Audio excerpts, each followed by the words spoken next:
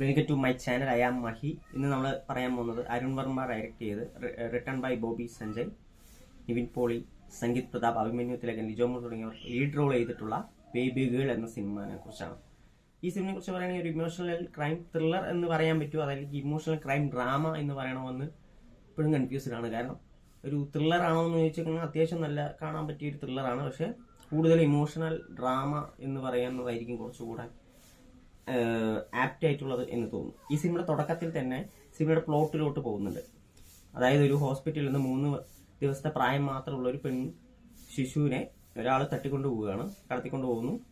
പിന്നീട് നടക്കുന്ന അന്വേഷണം, അതിൽ അവിടെ അറ്റൻഡറായി ജോലി ചെയ്യുന്ന നമ്മുടെ നായകൻ നിവിൻ പോളി, പുള്ളിയും സംശയത്തിന്റെ നിഴലിലാണ്. അപ്പോൾ പുള്ളിക്ക് അതിൽ നിന്ന് പുറത്ത് കിടക്കണമെങ്കിൽ തീർച്ചയായിട്ടും ഈ കുട്ടി ഞാനല്ല, അല്ലെങ്കിൽ മറ്റൊരാളാണ്. പുള്ളി പോലീസിനൊപ്പം തന്നെ അല്ലെങ്കിൽ വേറെ രീതിയിൽ പുള്ളിനെ കൊണ്ട് സാധിക്കുന്ന തരത്തിലുള്ള രീതിയിൽ കണ്ടുപിടിക്കാൻ ശ്രമിക്കുന്നു. പോലീസും ഒരു വശത്ത് ശ്രമിക്കുന്നു. ആരാണിത് കൊണ്ടുപോയത്, എന്തിനാണ് എന്ന് തുടങ്ങിയ ചോദ്യങ്ങളുടെ ഉത്തരമാണ് ഈ സിനിമ പറയാനുള്ളത്.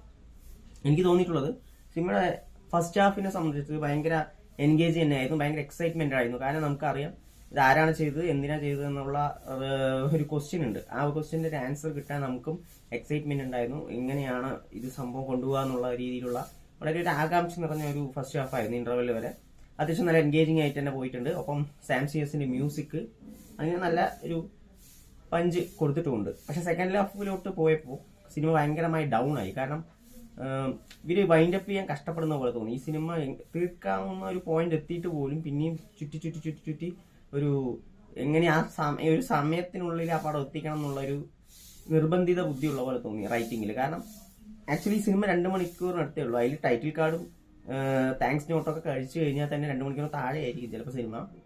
പക്ഷെ അത്രയും കൂടെ ആവശ്യമില്ല എന്ന് തോന്നിപ്പോയി. കാരണം സെക്കൻഡ് ഹാഫിൽ ഒരു പോയിന്റിൽ ഇതാകുന്ന സമയത്ത് അത് ചുമ്മാ ഇട്ട് വട്ടം കറക്കാണ്. ആ ഇൻസിഡന്റിന്റെ അവിടെ തന്നെ കുറച്ച് ഇങ്ങനെ വട്ടം കറക്കി ഒന്ന് ലാഗ് ചെയ്യിപ്പിക്കുന്നുണ്ട് ഈ ബേബി ഗേൾ എന്ന് പറയുന്ന സിനിമ.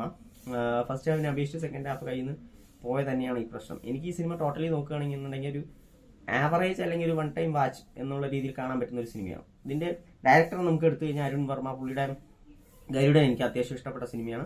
ബോബി സഞ്ജയ് അത്യാവശ്യം നല്ല ഡെപ്ത് ഉള്ള സ്റ്റോറി സ്ക്രിപ്റ്റുള്ള ഒരു സ്ക്രിപ്റ്റ് റൈറ്റേഴ്സാണ്. അപ്പോൾ അതിൽ തന്നെയായിരുന്നു ഈ സിനിമ കാണാനുള്ള എക്സ്പെക്ടേഷനും. പക്ഷെ ഇവിടെ പൂർണ്ണമായും വിജയിച്ചു എന്ന് സംശയമാണ്. പിന്നെ നിവിൻ പോളി ഇതിൽ കാസ്റ്റ് എടുത്ത് നോക്കിയാൽ നിവിൻ പോളി ആക്ച്വലി ഇതിൽ ഇനീഷ്യൽ കാസ്റ്റ് എനിക്ക് തോന്നുന്നു കുഞ്ചാക്കോവനായിരുന്നു.